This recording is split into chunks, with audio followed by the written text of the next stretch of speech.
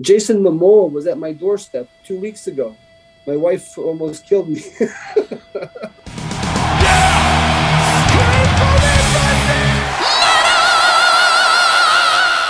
Hey everyone, welcome to the channel. My name is Belgian Jasper. If this is your first time in the channel, hit subscribe right now.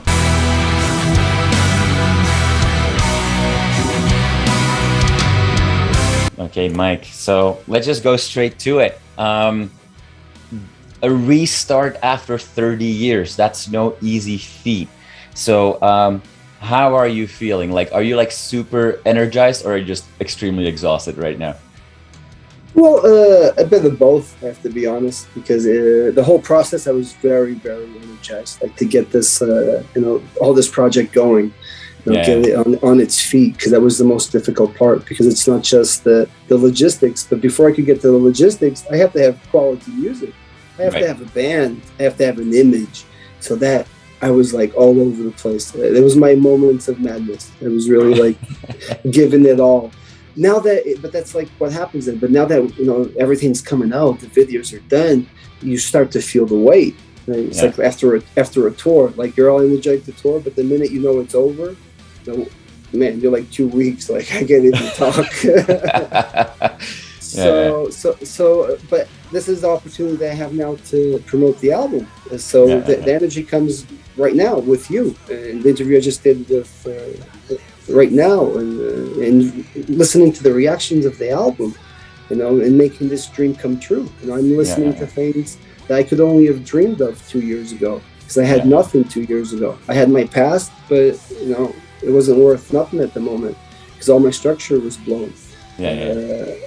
And now to have, I just got the new vinyls, I just got the digi.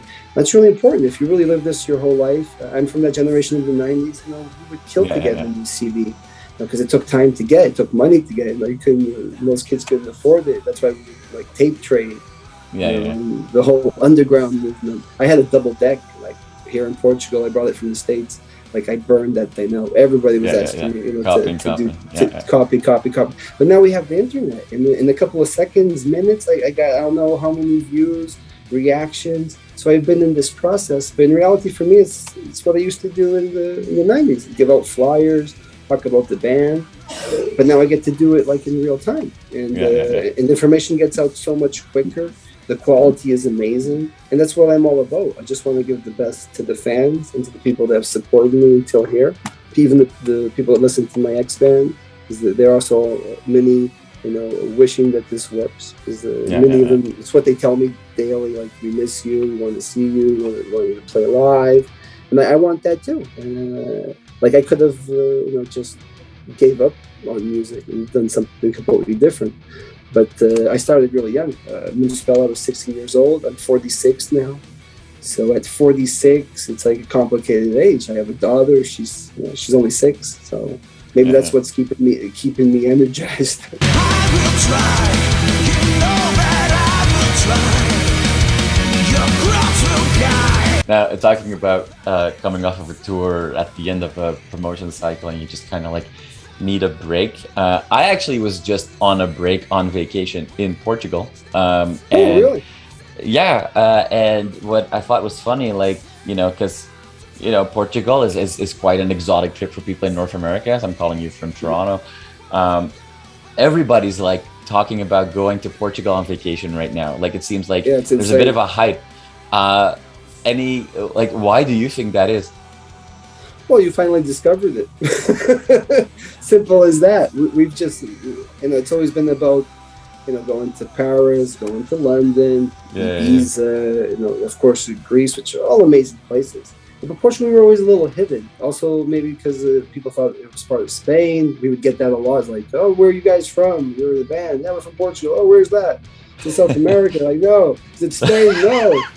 For the record, I just want to know that I know exactly where Portugal is and that it's its own country. But it's normal, like, especially if you come from a big country.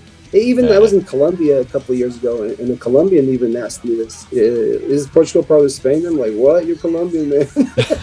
I was like, this is getting scary. So I think we have to go back to geography. That's why it's so important for me, this new project, is show people what Portugal is really about. Share our feelings. That's why Saudade was so important for me, because it's a word that we carried throughout years where it was so hard for people to understand, because you can't translate it just to missing. That makes no sense to us. It's like it's so much more than that.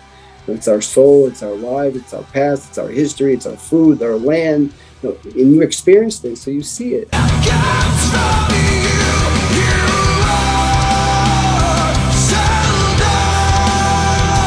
I really don't want to spend any time on your previous band and the why and what have you. Like cool. That's not why we're here today.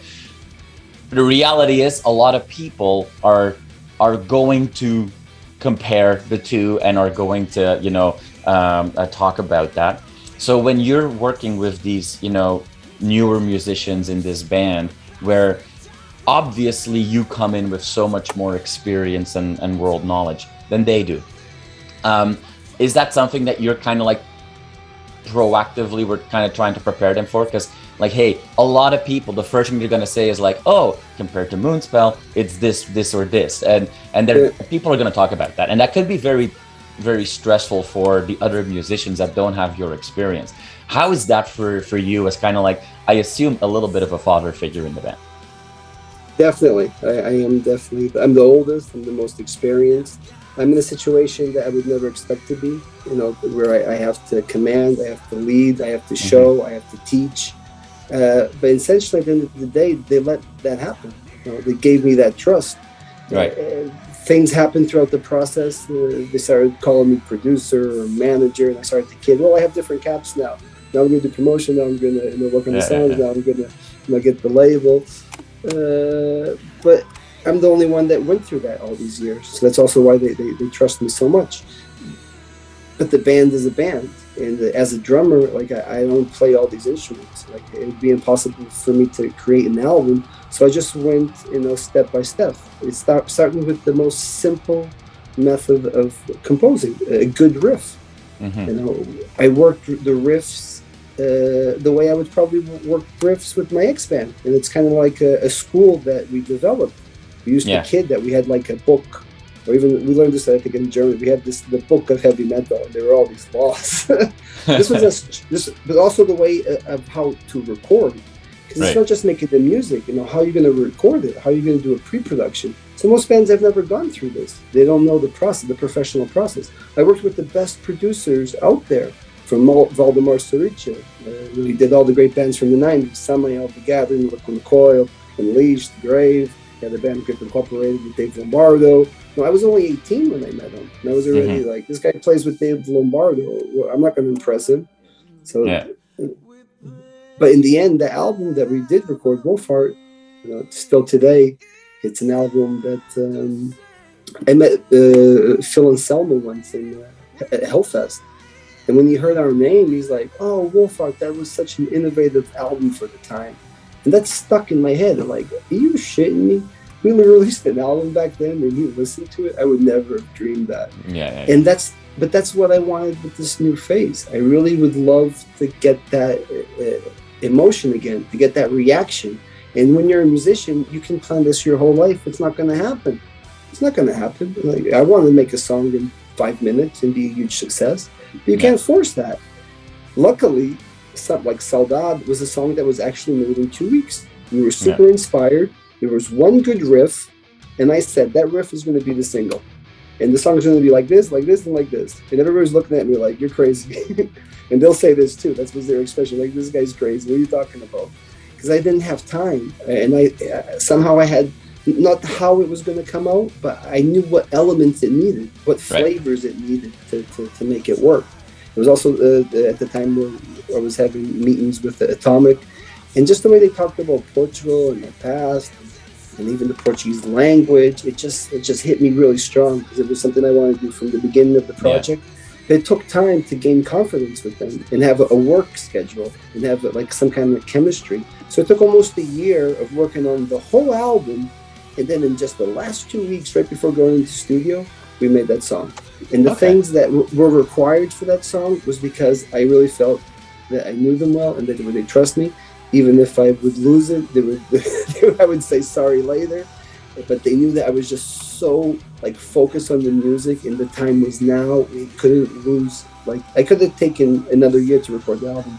Atomic Fire never put any pressure on me, which was amazing. But I knew that with the way the industry is now, it takes so long for an album to come out if you want to prepare everything properly. Yeah. So I delivered this album in December. So if I hadn't gone straight into the studio, this was around September, October, right after talking to Atomic. And I'd probably only release the album in 2023, and then I'd probably only play live in 2024. And I'm like,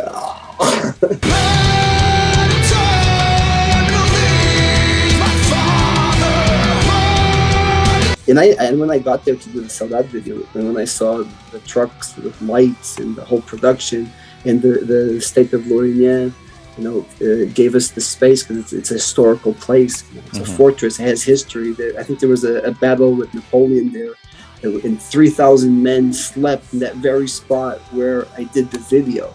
So the guy came there from the municipality, and he's like telling us the story behind it, and he's like, you don't even know how right you guys have to pick this space, because this is an area where all people come here to live or to die. Is what he told us. It's also a region where they found a lot of dinosaurs, and I don't know if you've heard of Lorient, but they even have like a dinosaur park.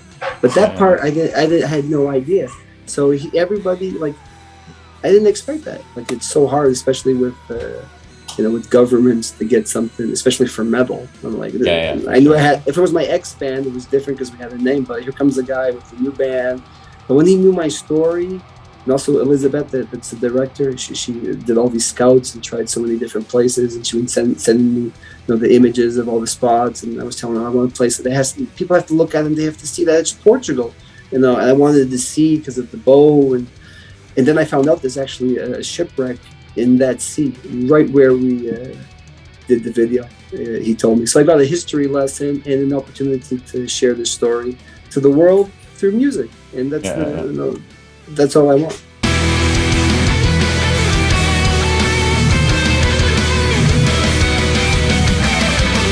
As we're talking, it's clear that you see interesting things everywhere, and you can go about this way and then like this and this.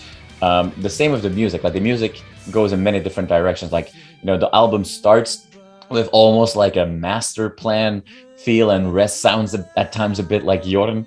But then, like, halfway through the album, we've had blast beats and alternative grooves and stuff like that. Is that a sign of you kind of just like doing everything you want to do? Is that a sign of a newer band trying to find the identity? Like help me, like, was it a conscious decision to go, like, you know what, we're just gonna go in any direction we want to, or how did that come to be? Well, we booked a rehearsal for the first time because I had to feel it out. Like, with the band, you have to feel the chemistry, like I said. And most of them had a more hard rock background, and I was kind of like happy about it because my past is so much hard rock coming from the States. But of course, I didn't feel comfortable in my shoes, with the past that I had, because black metal, death metal, thrash metal, all the extreme forms have been so part of my music, and all the bands I toured with, all the bands I respect and love. Like, how am I going to do this? Am I going to just a hard rock band from Portugal? And like, but then at the end of the rehearsal, we were jamming. It was sounding great, of course, but rock, oriented. Then Ben, at the end of the rehearsal, he just throws out this amazing black metal riff, and I'm like, "Are you kidding me?" Like, I felt like I was 14 again. Like, where'd this come from? Because I didn't know these guys. And so I started to talk to him, and he's into Opeth, he's into Children of Bodom, and then he started showing me more riffs, and for me that sounded like Bathory, which was the huge inspiration of most extreme band, as we know. So I really wanted to go back into that root and somehow share that with them, because this was done to me a long time ago. When I started my first band, I had one of the guitar players, I had come from the States, and for me to be in that band, I had to listen to Celtic Frost, Merciful Fate, Venom, Bathory, Slayer, every Sepultura, Metallic, you name it. Or maybe not. Metallica, the first albums at the time, yes, they were very extreme. But this is like a group of people that were very into the underground and tape trading. So I kind of did that the same to them. You know, I started sending them like Dark Throne, listen to this, Paradise Lost, listen to this, things that they didn't know, and somehow kind of molded into today and their influences, because they also have their own influences. You know, Ben also likes Dream Theater, of course. He likes all the complex stuff. He's an amazing guitar player. Josh is super into, you know, they like Guns N' Roses and Motley Crue and all this stuff, like me. Also like 69 Eyes, or all these new bands coming from Finland. They love Finnish metal, and I love Finland. Like, one of my best times was always in best albums recorded in Finland, and even Amorphous, which were really good friends of mine. They even helped me out getting in touch with Atomic. So I'm very blessed in that point, and I just wanted to bring all those nostalgias, all those flavors of my past, like a history lesson somehow, into the music. But it couldn't be just that. So what would make us, step out from everyone else, stand out from everyone else, would be the Portuguese influences.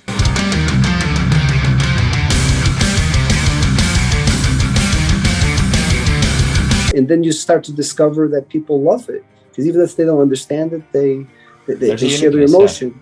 So as the first album, I wasn't going to go all out on Portuguese. I just want to try and deliver something where the Portuguese would be proud, because he really did this for us, and so that we can share our culture, but at the same time share it with the world.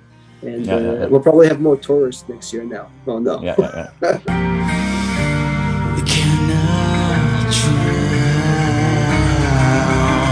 As expected, when a more famous musician makes a new band, the instrument of that person is very prominent. This is a drum-heavy album, but it's not a show-offy solo album. You know what I mean?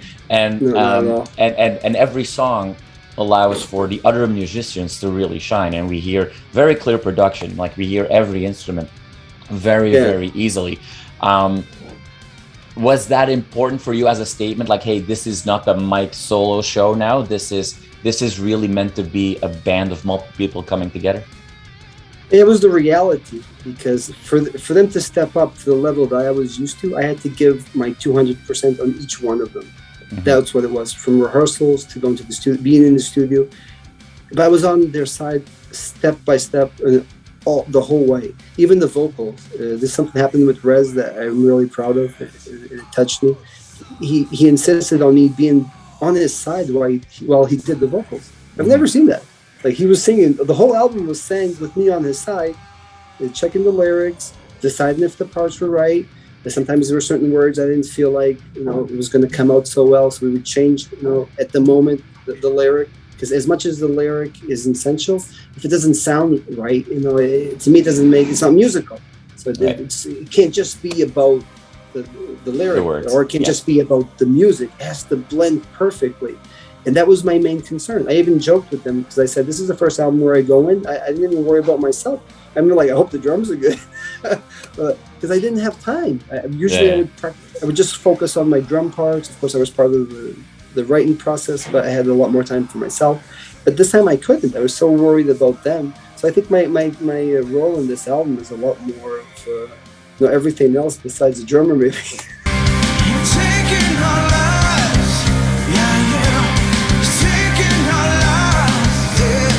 I felt like I had so much power in a certain way, but with power comes responsibility, and that's where I have to, give that back to the band, because it's like people just see me because I'm the person that's most known throughout the years.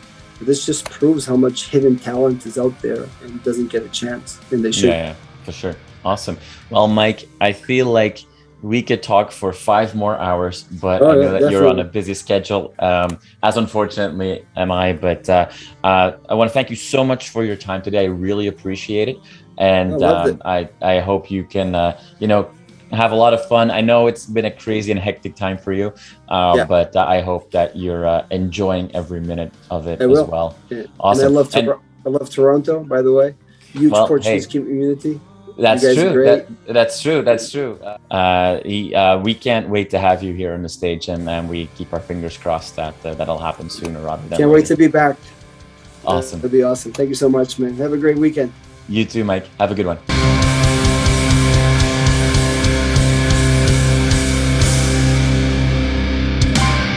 You are awesome for watching this video. Click right here to see more content like it and subscribe to the channel.